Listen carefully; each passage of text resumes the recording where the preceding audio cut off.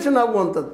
ಅದ್ರ ಬಗ್ಗೆ supreme court ಅದೇನು ಸಾಮಾನ್ಯ ವಿಷಯವನ್ನು ತಳ್ಳಿ ಹಾಕಿದ್ರಿಂದ ಇವತ್ತು ಜನ ಜಾಗೃತಿ ಆಗ್ತದೆ. ಜನಾಂದೋಲನ ಮಾಡುವಂಥ ಪ್ರಯತ್ನವನ್ನು ಕೆಲವೊಂದು ವಿಚಾರವಾದಿಗಳು, ಚಿಂತಕರು, CPM ಸಮಾಜವಾದಿ ವಿಚಾರಧಾರಿದ್ದಂಥ ಜನ ಇವತ್ತು ಹುಬ್ಬಳ್ಳಿಯಲ್ಲಿ ಕುಳ್ಕೊಂಡು ಜನಜಾಗೃತಿ ಮಾಡೋಣ, ನಾವು ಜನಾಂದೋಲನ ಮಾಡೋಣ ಅಂತೇಳಿ ಪ್ರಯತ್ನ ಮಾಡ್ತಾಯಿದ್ದಾರೆ. ಈ ಪ್ರಯತ್ನ ಒಳ್ಳೆಯದು, ಮಾಡಲೇಬೇಕಾಯಿತು. ಜನಾಂದೋಲನ ಆಗಬೇಕಿದು. ಅದು ಕೇವಲ ಒಂದು ಪಾರ್ಟಿ ಕಾಂಗ್ರೆಸ್ ತನಗೆ ಲಾಸ್ ಆಗ್ಲಿಕ್ಕೆ ಅದಕ್ಕೆ ಮಾಡಾಗಿದೆ ಅಂತೇಳಿ ಆರೋಪ ಮಾಡಿ ಇವತ್ತಿಗೆ ಒಂದು ರೀತಿಯಿಂದ ನಮ್ಮ ರಾಹುಲ್ ಗಾಂಧಿ ಅವರನ್ನ ದಿಕ್ಕು ತಪ್ಪಿಸುವಂಥ ಕೆಲಸ ಮಾಡ್ತಾಯಿದ್ದಾರೆ. ಮತ್ತು ಅದು ಸಹಜ ಅದ. ಯಾಕಂದರೆ ಒಂದು ಪಾರ್ಟಿ ಇನ್ನೊಂದು ಪಾರ್ಟಿ ಬಗ್ಗೆ ಆರೋಪ ಮಾಡೋ ಮುಂದೆ ತಮ್ಮ ವಿರೋಧಿಗಳನ್ನ ಇಲ್ಲಾಗಿಸುವಂಥದ್ದು, ಅದೇ ಕಾಲಕ್ಕೆ ಕಾಂಗ್ರೆಸ್ಸನ್ನು ಇಲ್ಲಾಗಿಸುವಂಥ ಕೆಲಸವನ್ನು ಮಾಡ್ತಾರೆ. ಮತ್ತು ಕಾಂಗ್ರೆಸ್ಸು ತನ್ನ ಸ್ವಾರ್ಥಕ್ಕಾಗಿ ಅದನ್ನು ಬಳಸ್ಕೊಳ್ತಿರ್ಬೋದು ಅನ್ನುವಂಥ ಮಾತುಗಳು ಆಡಿ ಬರೋದನ್ನು ನಾವು ಕೇಳ್ತಾ ಇದ್ವಿ.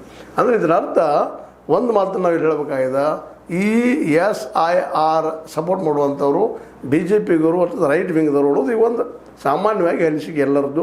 ಮತ್ತು ಅವ್ರ ಸಂಘಟನೆಗಳು ಭಾಳ ಜೋರ್ದಾರಾಗಿರೋದ್ರಿಂದಾಗಿ ಅವರಿದ್ದಂಥವ್ರು ಇದು ಸರಿ ಅಂತ ಅನ್ನುವಂಥ ಮಾತು ಅವ್ರ ತಲೆಯಲ್ಲಿ ಏನದಪ್ಪ ಅಂದ್ರೆ, ಇಲ್ಲೇ BJPಗರು ಮತ್ತು RSSಗಳ ನಂಬಿಕೆ ಇಟ್ಟಂಥ ಜನ, ಅವುಗಳ ಜನತೆ ಪೂಜಿಸುವಂಥ ಜನ ಅವ್ರೇನು ತಿಳ್ಕೊಂಡ್ಬಿಟ್ಟಿದ್ದಾರೆ. ಹೌದಪ್ಪ, ಇಲ್ಲಿ ಮುಸಲ್ಮಾನ ವಿರೋಧಿ ಭಾವನೆಗಳು ಭಾಳ ಬೆಳೆಸಿಬಿಟ್ಟಿದ್ದಾರೆ. ಅವರು ಅಲ್ಪಸಂಖ್ಯಾತರ ಬಗ್ಗೆ ಭಾಳಷ್ಟು ಭಾವನೆಗಳು ಬೆಳೆಸಿಬಿಟ್ಟಿದ್ದಾರೆ. ಜಾತಿ ವ್ಯವಸ್ಥೆ ಬಗ್ಗೆ ಸಾಕಷ್ಟು ಭಾವನೆಗಳಿದ್ದಾವೆ.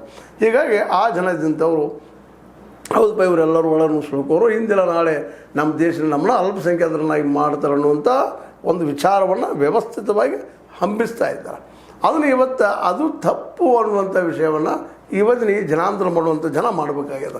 ಆದರೆ ಈ ಜನರಲ್ಲಿ ಇವತ್ತು CPI ಇರಲಿ, CPM ಇರಲಿ, ಅದೇ ಕಾಲಕ್ಕೆ ನಮ್ಮ ಅನೇಕ ವಿಚಾರವಾದಿ ಜನ, ಸಮಾಜವಾದಿ ಜನ, ಇವರು ಮಾತಾಡ್ತಾರೆ ಭಾಳಷ್ಟು ನಾಲ್ಕು ಕೋಣೆಗಳ ಮಧ್ಯದಲ್ಲಿ. ಆದರೆ ಜನರ ಮಧ್ಯದಲ್ಲಿ ಹೋಗುವುದಿಲ್ಲ ಅನ್ನೋದನ್ನು ನಾವು ಇಲ್ಲಿವರೆಗೆ ಗಮನಿಸ್ತಾ ಬಂದಿದ್ದೀವಿ. ಹೀಗಾಗಿ ಅದರಲ್ಲೂ ಇಲ್ಲಿಯೂ ಸಹಿತ ಇಲ್ಲಿಯೂ ಕೋಮವಾದ ಅವರಲ್ಲಿದ್ದರೆ ಇವರಲ್ಲಿ ಫ್ಯಾಮಿಲಿ ವಾದದ ಕುಟುಂಬವಾದಗಳಿದ್ದಾವೆ.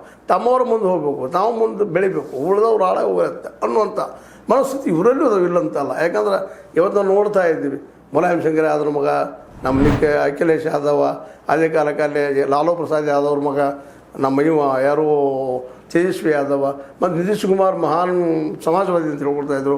ಇವತ್ತು ಅವನ ಮಗನನ್ನೇ ಇವತ್ತು ಉಪಮುಖ್ಯಮಂತ್ರಿ ಏನೋ ಮಾಡಿದಾರಲ್ಲೇ. ಅಂದ್ರೆ ತಮ್ಮ ವಂಶವಾದನ ಬೆಳೆಸ್ಕೊಂಡು ಹೋಗುವಂಥ ಕೆಲಸವನ್ನು ಕಾಂಗ್ರೆಸ್ನ ವಿರೋಧ ಮಾಡ್ತಾ ಬಂದು